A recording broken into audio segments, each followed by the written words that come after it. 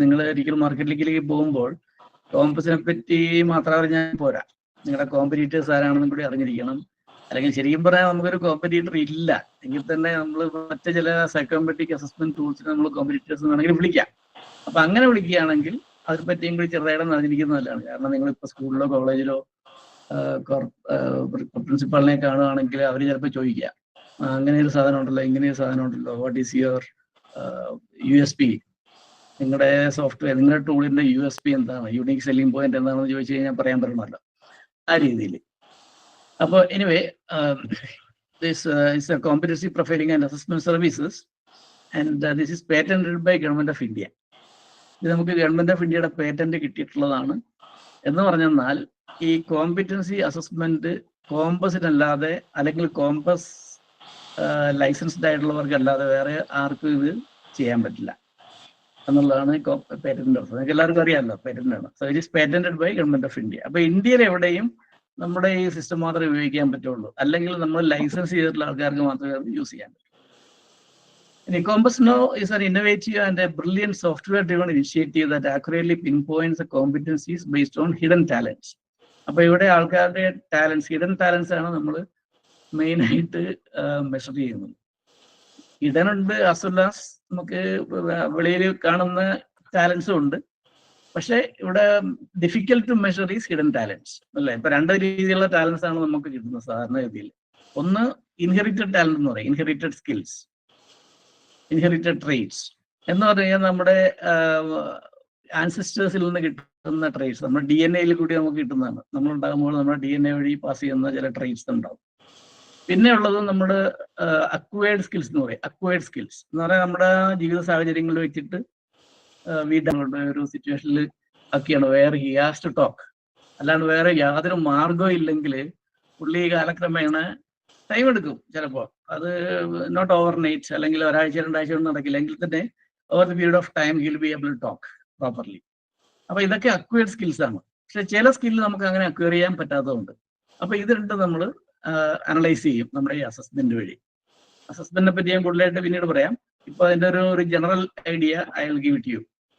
This is A unique tool. Why do we say it is unique? Because it's a unique approach of competency-based architecture. ഈ competency based architecture ഇതിനു മുമ്പ് വേറെ ആരും ചെയ്തിട്ടില്ല. അതുകൊണ്ട് തന്നെയാണ് നമുക്ക് ഇതിന്റെ പേറ്റന്റ് കിട്ടിയത്. അപ്പൊ and this is using NLP, neuro linguistic programming. Neuro linguistic programming എന്ന് പറയുന്നത് ലേറ്റസ്റ്റ് ബ്രാഞ്ച് ഓഫ് സൈക്കോളജി. അപ്പൊ അത് വെച്ചിട്ടാണ് നമ്മൾ ചെയ്തിരിക്കുന്നത്. പിന്നെ first market, same thing as I told you. Then it is tested because we are in the market for more than 10 years. And so it is already proven and tested. ഇപ്പൊ ബിജു തന്നെ നേരത്തെ പറഞ്ഞിരുന്നു, ഇത് ദുബായിലൊക്കെ പ്രൂവൺ ചെയ്ത സാധനമാണ്. അതുപോലെ ഇന്ത്യയിൽ നമ്മൾ പല സ്ഥലങ്ങളിലും വർക്ക് ചെയ്യുന്നുണ്ട്, പല കമ്പനികളിലും പാൻ ഇന്ത്യയിൽ വർക്ക് ചെയ്യുന്നുണ്ട്. അപ്പൊ ഇത് is A tested product tool. Then we also have developed 400+ competency dictionary. അത് ഇതിന്റെ ബാക്ക് ബോൺ ആണ്. ഈ നമ്മുടെ അസസ്മെന്റ് ബാക്ക് ബോൺ എന്ന് പറയുന്നത് 400ഓളം കോമ്പറ്റൻസി ബ്ലോക്സ് നമ്മൾ ഡെവലപ്പ് ചെയ്തിട്ടുണ്ട്. അതാണ് ഇതിന്റെ. അപ്പൊ ഈ കാര്യങ്ങളെല്ലാം ഇതൊരു യുണീക്ക് സ്ട്രക്ചർ തന്നെയാണ്. വേറെ ഒരു സൈക്കോമെട്രിക് അസസ്മെന്റും ഇല്ലാത്ത, ഞാൻ നേരത്തെ പറഞ്ഞു സൈക്കോമെട്രിക് അസസ്മെന്റ് എന്ന് പറയുന്നത് നമ്മുടെ ഒരു കോമ്പറ്റീറ്റർ അല്ല, എങ്കിൽ തന്നെ വേറെ ഒരു ടൂളിനും ഇല്ലാത്ത പ്രത്യേകതകളാണ് ഇതൊക്കെ. So these are uniques. Unique പോയിന്റ്സിലാണ് ഞാൻ പറഞ്ഞത്. Will share you more details in the due course. Okay, now where this can be used. It can be used in schools, colleges, for students assessment, engineering students, MBA students, corporate employees, and other verticals. Other verticals എന്ന് പറഞ്ഞു കഴിഞ്ഞാൽ നമ്മൾ ചെയ്യാൻ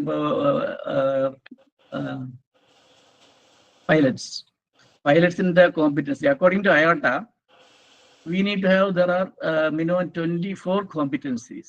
IATAയുടെ ഒരു കണ്ടുപിടുത്തമാണ്. ഒരു പൈലറ്റിന് 24 competency വേണം. അപ്പൊ ആ 24 കോമ്പറ്റൻസി 6 കാറ്റഗറിയിലായിട്ട് നമ്മൾ മെഷർ ചെയ്യുന്നുണ്ട്. That is their category. So അത് പിന്നെ അല്ലെങ്കിൽ nurses, doctors, police force, conductors, drivers, അങ്ങനെ വളരെയധികം വെർട്ടിക്കൽസിനെ നമ്മൾ മെഷർ ചെയ്യുന്നുണ്ട് ഇതില്. അപ്പൊ അങ്ങനെ ആക്ച്വലി നമ്മൾ പറയുകയാണെങ്കിൽ we can assess anyone who is more than 12 years old. Okay, ആരാണെങ്കിലും നമുക്ക് അസസ് ചെയ്യാൻ പറ്റും. Depending on the situation and the requirement we can produce the report. And how it works. അപ്പൊ നമ്മൾ ഇതൊരു ഓൺലൈൻ ടെസ്റ്റ് ആണ്.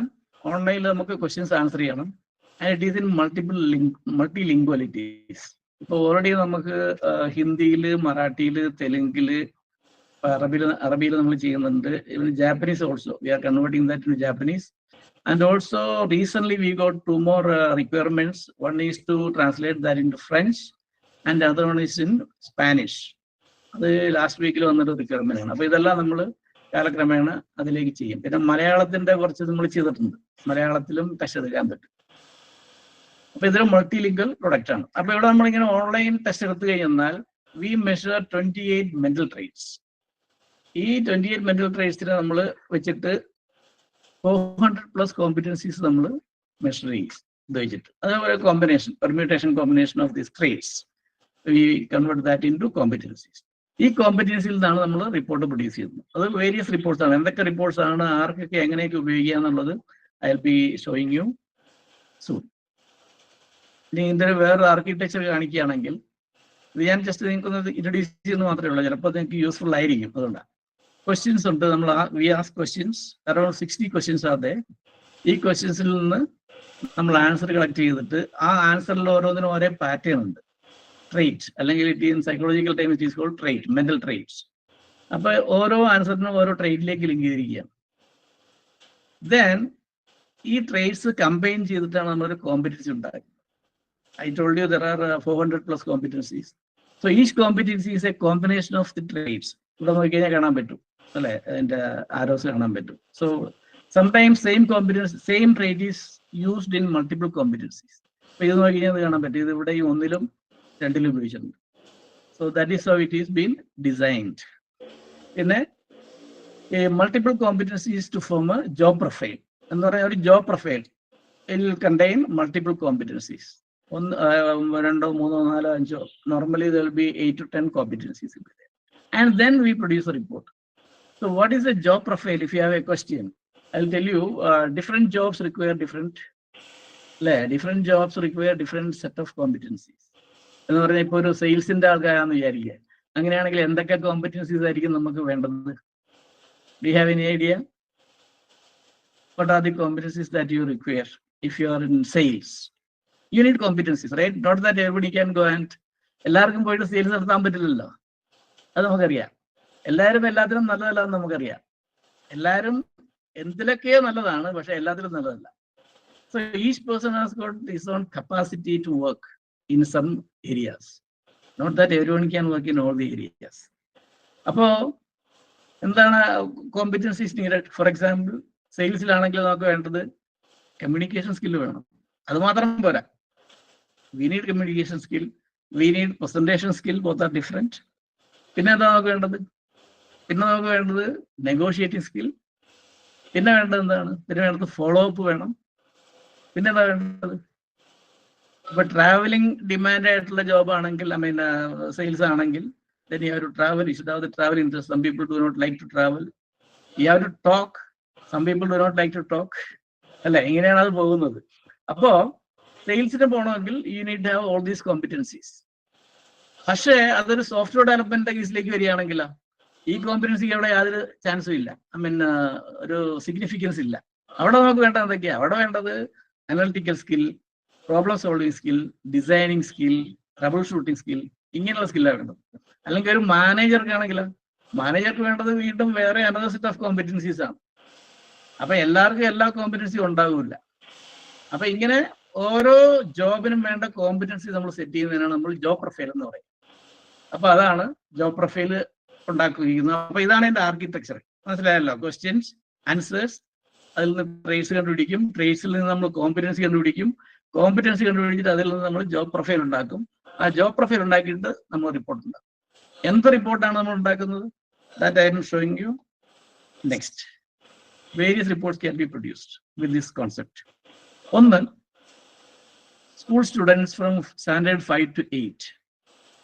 അവരുടെയൊക്കെ what is the requirement, what to improve, അതാണ് അവർക്ക് അറിയേണ്ടത് അല്ലേ? അവര്, ഞാൻ നേരത്തെ പറഞ്ഞു എല്ലാ കുട്ടികളും എല്ലാത്തിനും നല്ലതല്ല എന്ന് പറഞ്ഞു. എങ്കിലും ചില കാര്യങ്ങൾ നമുക്ക് ഇംപ്രൂവ് ചെയ്യേണ്ടിയിരിക്കുന്നു. അപ്പൊ വാട്ട് ടു ഇംപ്രൂവ് എന്നുള്ളതാണ് ക്വസ്റ്റ്യൻ. അപ്പൊ ഇവിടെ എന്ത് ചെയ്യും? Identify thinking skills, social skills and emotional skills of A student. What is thinking skill? Self-awareness, problem solving, decision making, critical thinking, creative thinking. Social skills വരുന്നത് interpersonal relationship, effective communication, empathy.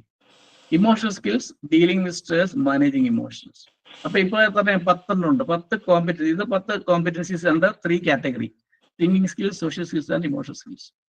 And this is actually defined by CBSE. ഇത് CBSE ഒരു ബേബിയാണത്, ഈ pattern. പക്ഷേ CBSEക്ക് ഇത് recommend ചെയ്യാനേ പറ്റുള്ളൂ. They don't know how to measure it. ഇത് measure ചെയ്യുന്നത് എങ്ങനെയാണെന്ന് അവർക്ക് അറിയില്ല. അപ്പൊ അവരെന്ത് ചെയ്തു? അവർ ടീച്ചേഴ്സിനോട് പറഞ്ഞു, നിങ്ങൾ എല്ലാ കുട്ടികളുടെ ഇത്രയും സ്കില്ല് മെഷർ ചെയ്യണം. ഇത്രയും ഇതുകൊണ്ട് തീർന്നില്ല. ഓരോന്നിന്റെ ഉള്ളിൽ 5 10 ഉള്ളിൽ 5 വെച്ച് 10 into 5 50 പാരാമീറ്റേഴ്സ്. ഈ 50 പാരാമീറ്റേഴ്സ് ടീച്ചർ കനോട്ട് മെഷർ. അപ്പൊ അവിടെയാണ് നമ്മൾ ഈ ഡാറ്റ എടുത്തിട്ട്, ഈ കോൺസെപ്റ്റ് എടുത്തിട്ട് നമ്മൾ റിപ്പോർട്ട് ഉണ്ടാക്കിയിരിക്കുന്നത്, അതിനെ അനലൈസ് ചെയ്യുന്നുണ്ട്. അപ്പൊ that report is called co-scholastic skill analysis report. And that explains what to improve and how to improve. What to improve മാത്രം പോരല്ല, നമുക്ക് ഹൗ ടു ഇംപ്രൂവ് അത് കൂടി നമ്മൾ കൊടുക്കും. അപ്പൊ അതിനുള്ള സാമ്പിൾ റിപ്പോർട്ട് പിന്നീട് കാണുമ്പോൾ നിങ്ങൾക്ക് അത് മനസ്സിലാവും. I am just now giving you only an idea about what are the various kind of reports that we can produce. Okay, then കുട്ടികൾ 10 മുതൽ 12 വരെ ആകുമ്പോഴത്തേക്കോ, now the question is different. What to study for higher education and what future careers they can go for. അപ്പൊ എന്ത് പഠിക്കണം, എന്ത് ജോലി ചെയ്യാൻ പറ്റും എന്നുള്ളതാണ്. അപ്പൊ അവിടെ നമ്മൾ we produce career analysis report.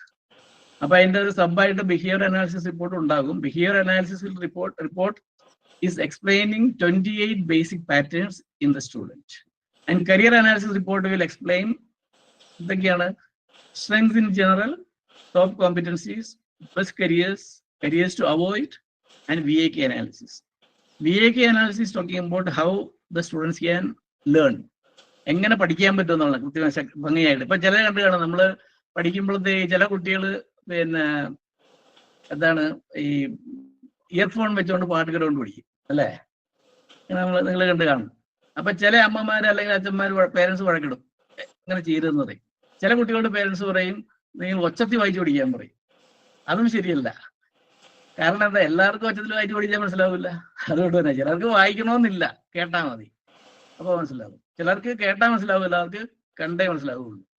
ചില ആൾക്കാർക്ക്, ചില കുട്ടികൾക്ക് രണ്ടും മനസ്സിലാവില്ല. കേട്ടാലേ ചിലപ്പോൾ മനസ്സിലാവില്ല, കണ്ടാലും മനസ്സിലാവില്ല. പിന്നെ എന്താ, അവർക്ക് ചെയ്ത് മനസ്സിലാക്കണം. അപ്പൊ ചെയ്ത് പഠിക്കുക. അപ്പൊ ഇങ്ങനെ 3 സെക്ഷനാണ്. എന്താണ്? കണ്ടുപിടിക്കുക, കേട്ടുപഠിക്കുക, ചെയ്തു പഠിക്കുക. അപ്പൊ ഈ ഓരോന്നിനും ചില മെത്തഡോളജി നമുക്ക് യൂസ് ചെയ്യാനുണ്ട്. അപ്പൊ അതാണ് ഇവിടെ എക്സ്പ്ലെയിൻ ചെയ്യുന്നത് ഈ VAK അനാലിസിൽ. ഓക്കെ, എന്റെ റിപ്പോർട്ട് കാണുമ്പോൾ നിങ്ങൾക്ക് അത് കൂടുതലായിട്ട് മനസ്സിലാവും. അപ്പൊ ഇതൊക്കെയാണ് നമ്മൾ കരിയർ അനാലിസിസ് റിപ്പോർട്ടിൽ നമ്മൾ ചെയ്യുന്നത്. ഇനി വാട്ട് ഈസ് ദ ടാർഗറ്റ്?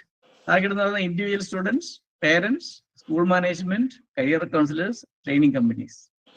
ഇത്രയും ആൾക്കാർക്കാണ് ഈ റിപ്പോർട്ട് കൊണ്ട് യൂസ് ഉള്ളത്. ദിസ് ഇസ് ദ ടാർഗറ്റ്, അവർ target audience to do the sales. Okay, then അടുത്തത് എഞ്ചിനീയറിംഗ് സ്റ്റുഡൻസ്. അപ്പൊ അവിടെ പ്രശ്നം എന്താണ്? Where do I stand in engineering competencies and what are the best jobs I can do? അതാണ് അടുത്ത question. ഇവിടെ engineering students വരുമ്പോഴത്തേക്ക് ദേ have already decide to go for engineering, അല്ലെ? അവർ പോയി ജോയിൻ ചെയ്തു. അപ്പൊ ഒരു പ്രശ്നമുള്ളത്, അവർക്കറിയില്ല ഏത് എഞ്ചിനീയറിംഗിനാണ് ജോയിൻ ചെയ്യേണ്ടതെന്ന് അവർക്കറിയില്ല. ലോട്ട് ഓഫ് എഞ്ചിനീയറിംഗ്, എത്രയോ ഇഷ്ടംപോലെ എഞ്ചിനീയറിംഗ് ഉണ്ട്, ബ്രാഞ്ചസ് ഉണ്ട്. കമ്പ്യൂട്ടർ സയൻസ് ഉണ്ട്, മെക്കാനിക്കൽ ഉണ്ട്, ബയോടെക്നോളജി ഉണ്ട്, ഇലക്ട്രിക്കൽ ഉണ്ട്, ഇലക്ട്രോണിക്സ് ഉണ്ട്, കമ്മ്യൂണിക്കേഷൻ ഉണ്ട്, പറയുന്നുണ്ട്. പക്ഷേ ഇവരെ കൊണ്ട് പോയി എഞ്ചിനീയറിംഗിന് ജോയിൻ ചെയ്യണം. പക്ഷേ they may not have the required competencies for that engineering. ബയോടെക്നോളജിയുടെ എഞ്ചിനീയറിംഗ് കോമ്പറ്റൻസി ഡിഫറെന്റ് ആണ്, കമ്പ്യൂട്ടർ സയൻസിന്റെ competency different, required competencies are different. അപ്പൊ എങ്ങനെയാ നമ്മൾ ഏത് എഞ്ചിനീയറിംഗിൽ പോകണമെന്ന് എങ്ങനെ തീരുമാനിക്കും? അവിടെ നമുക്കൊരു ടെസ്റ്റ് എടുക്കാം. MBAക്കും അതേപോലെ തന്നെയാണ്. MBAക്ക് we decide to go for MBA. പക്ഷെ ഏത് MBAക്ക് പോകും? MBA കുറെ ഉണ്ട്. വീണ്ടും MBA HR ഉണ്ട്, MBA മാർക്കറ്റിംഗ് ഉണ്ട്, MBA അനലിറ്റിക്സ് ഉണ്ട്, MBA ഓപ്പറേഷൻസ് ഉണ്ട്, MBA കുറെ ടൈപ്പ് ഉണ്ട്. ഓപ്പറേഷൻസ്, അനലിറ്റിക്സ്, പിന്നെ ഹെൽത്ത് കെയർ, അങ്ങനെ കുറെ ഉണ്ട്. ലോജിസ്റ്റിക്സ്, കുറെ MBA ഉണ്ട്. അപ്പൊ ഏത് MBAക്ക് പോയാലായിരിക്കും is better for him to study well and get the right job and sustain in the job എന്നുള്ളത്. അപ്പൊ ഇതെല്ലാം നമ്മൾ ഇതിൻ്റെ അകത്ത് അസസ് ചെയ്യും. അതിൻ്റെ അകത്ത് അപ്പൊ ഓരോ ബ്രാഞ്ചിന്റെയും സ്പെസിഫിക് കോമ്പറ്റൻസീസ് സെറ്റ് ചെയ്തിട്ടാണ് നമ്മൾ മെഷർ ചെയ്യുന്നത്. എഞ്ചിനീയറിംഗിനാണെങ്കിൽ സെറ്റ് ഓഫ് കോമ്പറ്റൻസീസ്, വേറെ ബയോടെക്നോളജി ആണെങ്കിൽ set of competencies, but there will be some unique competencies will also be there. അപ്പൊ ഇവിടെ ഒരിക്കൽ ഗവൺമെന്റ് ഓഫ് ഇന്ത്യ, ഇന്ത്യയിൽ വന്നിട്ട് വേൾഡ് ബാങ്ക് ഒരു സർവേ നടത്തി. സർവേ പറയുന്നത്, what is they conducted the survey in 20 different industries. അപ്പൊ അതില് ഇവര് പറയുന്ന അവരുടെ ഫൈൻഡിങ്സ് എന്ന് പറയുന്നത് the engineering students or graduates in India are not able to compete with the global market. And the reason because they don't have the critical skills to be a good engineer. Critical skills illa. അപ്പൊ എന്താണ് critical skills? ഇപ്പൊ എഞ്ചിനീയേഴ്സിന്റെ കേസാണ് നമുക്കറിയാം, analytical skill വേണം, trouble shooting വേണം, problem solving വേണം, designing വേണം, so. അപ്പൊ അങ്ങനെ കുറെ സ്കിൽസ് ഐഡന്റിഫൈ ചെയ്തിട്ടുണ്ട് വേൾഡ് ബാങ്ക്. അപ്പൊ അവരുടെ ഫൈൻഡിങ്സ് ഞാൻ പറഞ്ഞു. അപ്പൊ അതുകൊണ്ട് what we do, we measure these competencies in particular and plus the competencies required for that particular stream of studies. ഇത്രയും കോമ്പറ്റൻസി നമ്മൾ മെഷർ ചെയ്തിട്ട് we produce a report called employability profiling report. Okay, based on each branch of study. അപ്പൊ ഇതിലുള്ള എന്താണ് engineering competency scores, what need to improve, what are the best 10 careers that he can go for, and the VAK analysis. അപ്പൊ ഇവിടെ best 10 careers കൂടി നമ്മൾ കൊടുക്കുക. കാരണം ഇപ്പൊ നമ്മൾ കമ്പ്യൂട്ടർ സയൻസ് എഞ്ചിനീയറിംഗ് പഠിച്ചു കഴിഞ്ഞാൽ there are a lot of jobs. Computer science പഠിച്ചു കഴിഞ്ഞാൽ കുറെ ജോലികളുണ്ട്. ഡെവലപ്പർ ഉണ്ട്, ടെസ്റ്റിംഗ് ഉണ്ട്, സെയിൽസ് ഉണ്ട്, അങ്ങനെ കുറെ ഉണ്ട്, ആർക്കിടെക്ചർ ഉണ്ട്, ഡാറ്റാ സയന്റിസ്റ്റ് ഉണ്ട്, അങ്ങനെ കുറെ ജോബ്സ് ഉണ്ട്. ബട്ട് എല്ലാവർക്കും എല്ലാ ജോലിയും ചെയ്യാൻ പറ്റില്ലെന്ന് ഞാൻ പറഞ്ഞു. കമ്പ്യൂട്ടർ സയൻസ് പഠിച്ചെന്ന് വെച്ചിട്ട് എല്ലാവർക്കും എല്ലാ ജോലിയും ചെയ്യാൻ പറ്റില്ല കമ്പ്യൂട്ടർ സയൻസിലുള്ള. അപ്പൊ അതുകൊണ്ട് we give them a clear cut information about what are the best 10 careers that you can go for. So ഈ ഇൻഫർമേഷൻ വെച്ചിട്ട് അവർക്കൊരു ഐഡിയ കിട്ടിക്കഴിഞ്ഞാൽ then they got an objective, they got a goal. Now they can work for that for the next 4 years, they can work for it. So it's better to take the test in the beginning of the course. എന്നിട്ട് അത് അവരുടെ report എല്ലാം മനസ്സിലാക്കി competency എന്തൊക്കെയാണ് വേണ്ടത് അതെല്ലാം develop ചെയ്യുക, then ഏത് ജോബിനാണ് വേണമെന്ന് തീരുമാനിക്കുക, then you proceed. I'm just going in detail. Is it okay, Biju?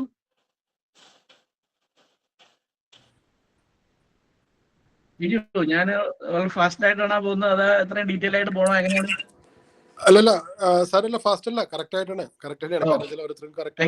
Points അവർക്ക് മനസ്സിലാവുമല്ലോ. അതെ, okay. So this is the engineering report. Then MBA, as I said earlier. So MBA വരുമ്പോൾ എന്താണ്, what MBA branch should I join and what are my skills and competencies and my best jobs? So ഞാൻ എഞ്ചിനീയറിംഗിന്റെ case പറഞ്ഞ പോലെ തന്നെ ഇവിടെയും ചെയ്യാം. അപ്പൊ ഇവിടെ സ്പെഷ്യലൈസേഷൻ സെലക്ഷൻ റിപ്പോർട്ട് പ്രൊഡ്യൂസ് ചെയ്യാൻ പറ്റും. You can also produce the employability skill report. ഇത് സാധാരണ കോളേജുകളിലൊക്കെ എടുത്തോണ്ടിരിക്കുന്നതാണ്. ഇപ്പൊ എഞ്ചിനീയറിംഗും MBA കോളേജുകളിലൊക്കെ ഇത് യൂസ് ചെയ്യുന്നുണ്ട്. അത് രണ്ട് രീതിയിലാണ്. ഒന്ന്, സെക്കൻഡ് സെമസ്റ്ററിൽ the beginning of the first semester or end of the beginning of the second semester or end of the first semester അവർ ടെസ്റ്റ് എടുത്തിട്ട്, കാരണം സെക്കൻഡ് സെമസ്റ്ററിലാണ് അവർ തീരുമാനിക്കുന്നത് ഏത് സ്പെഷ്യലൈസേഷൻ പോകണമെന്നുള്ളത്. ഫസ്റ്റ് സെമസ്റ്ററിൽ എല്ലാം കോമൺ ആണ്. അപ്പൊ end of first semester they will take the test and decide the specialization. അപ്പൊ ചിലര് sometimes join four finance, MBA finance, പക്ഷെ അവർ ടെസ്റ്റ് എടുത്ത് കഴിയുമ്പോൾ മനസ്സിലാകാൻ പറ്റും ചിലപ്പോൾ they are not good in finance or that kind of jobs, but they may be good in marketing or HR. So accordingly we give them counseling കൊടുത്തിട്ട് അവരെ അതിലേക്ക് direct ചെയ്യാണ് ചെയ്യുന്നത്. That is for the betterment of the students only. അപ്പൊ ഇവിടെയും management competency score, what need to improve, best 10 careers, VAK analysis. ഇവിടെ നമ്മൾ target ആരൊക്കെയാണ്? Individual students studying or going to study for interested to study for MBA or engineering, then counselors, career counselors, college placement cells, job agencies and training companies. These are our targets. Then comes to the corporate degree കോളേജിൽ ഇത് തന്നെ നമുക്ക് ചെയ്യാൻ പറ്റും.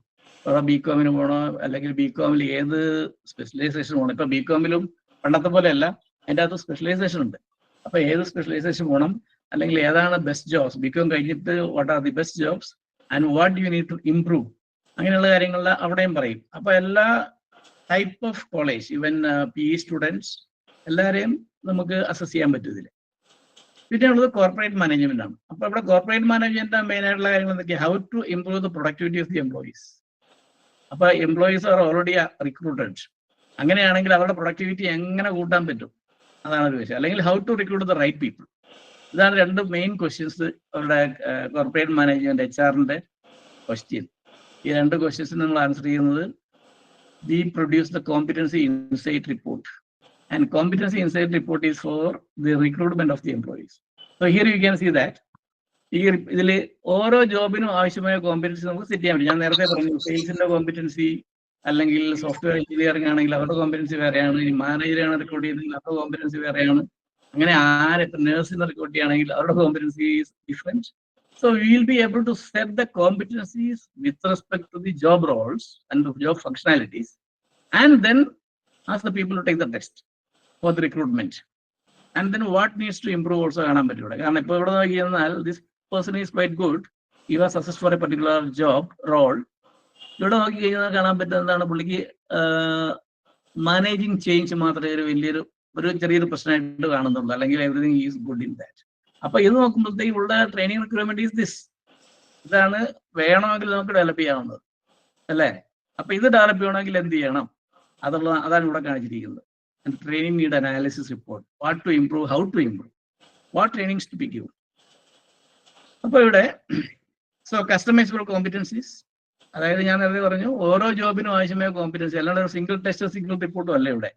ഓരോ ജോബിനും competency set define ചെയ്തിട്ട് അവിടെ അതാണ് നമ്മൾ മെഷർ ചെയ്യുന്നത്. Very focused. പിന്നെ increase training outcome.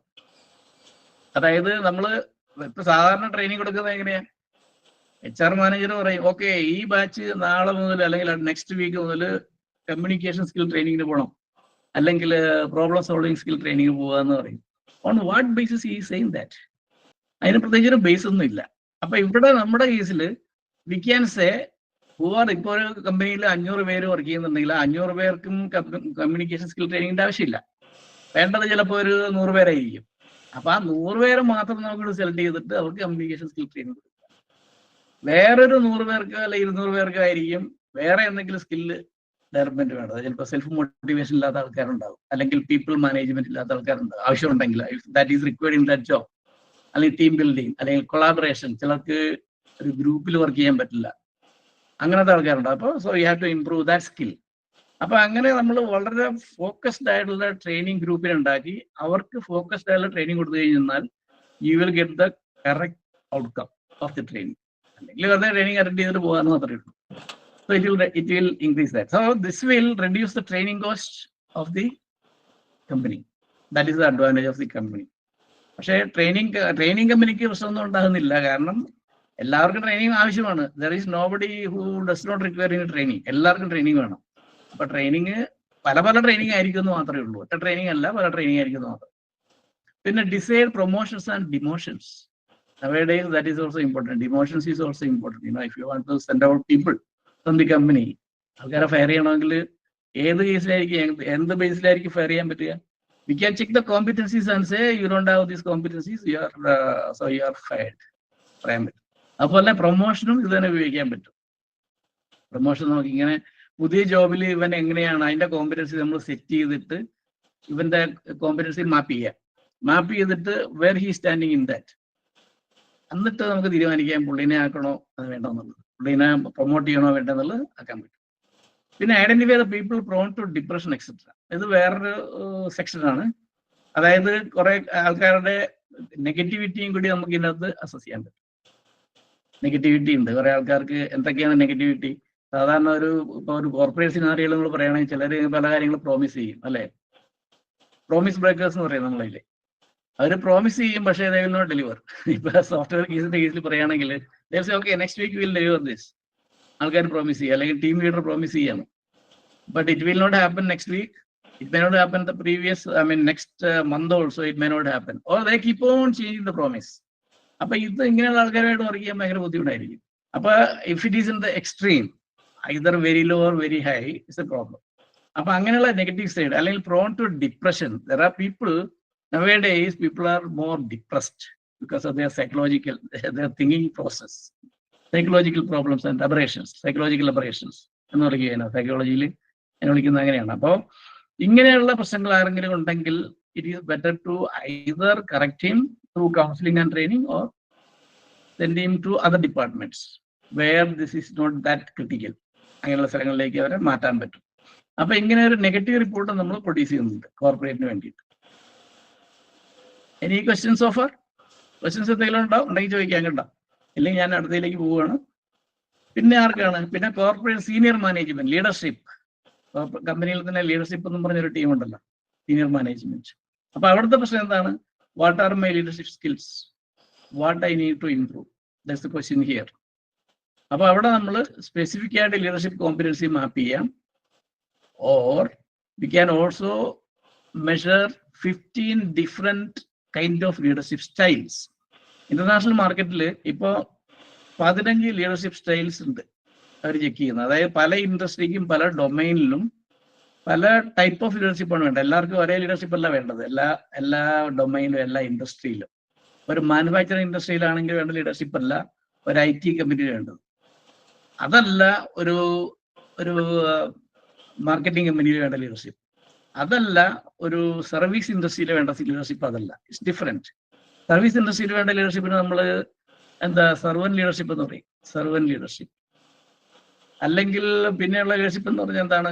For example situation leadership. അതായത് whenever there's a problem, there's a change required, then you have to manage the change. Change management, it's an important word nowadays in the corporate industry, corporate sector. അപ്പൊ ഈ change management അങ്ങനെയുള്ള situation അനുസരിച്ചിട്ട് നമുക്ക് leadership style നമുക്ക് lead ചെയ്യാൻ പറ്റണം. അല്ലെങ്കിൽ this one I cannot do, I can do only that എന്ന് പറയാൻ പറ്റില്ല. അപ്പൊ അതാണ് സിറ്റുവേഷൻ ലീഡർഷിപ്പ് എന്ന് പറയുന്നത്. അല്ലെങ്കിൽ ബ്യൂറോക്രാറ്റിക് ലീഡർഷിപ്പ് ഉണ്ട് എന്ന് പറയുന്നാൽ everything is cut and right, no questions, no answers, nothing, you just do it. Okay, അങ്ങനത്തെ സ്റ്റൈൽ ഉണ്ടല്ലോ. അങ്ങനെ സ്റ്റൈൽ വേണ്ട സ്ഥലങ്ങളും ഉണ്ട്. ഇപ്പൊ നമ്മളെ ഹിറ്റ്ലറൊക്കെ എങ്ങനെയായിരുന്നു? ഹിറ്റ്ലർ അങ്ങനത്തെ ഒരു ലീഡർഷിപ്പ് ആയിരുന്നു. എന്താണ്?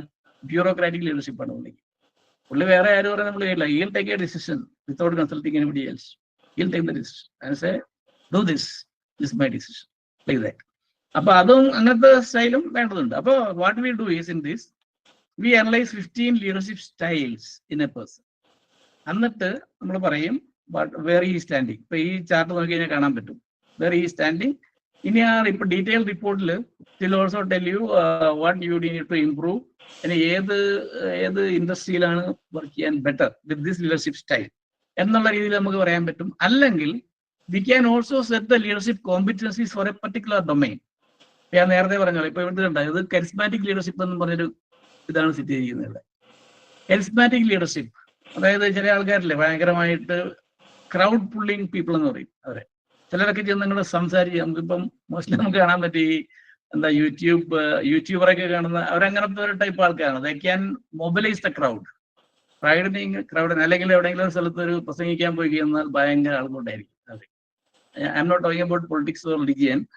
അത് because they are able to they have that charismatic leadership.